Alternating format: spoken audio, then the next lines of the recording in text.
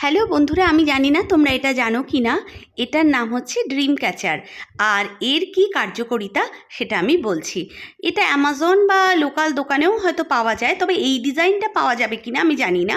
আমার এক বন্ধু, সে বালি থেকে মানে ইন্দোনেশিয়া থেকে এটা এনে দিয়েছে। ওখানে কিন্তু এই জিনিসটা ভীষণ অ্যাভেলেবিলিটি।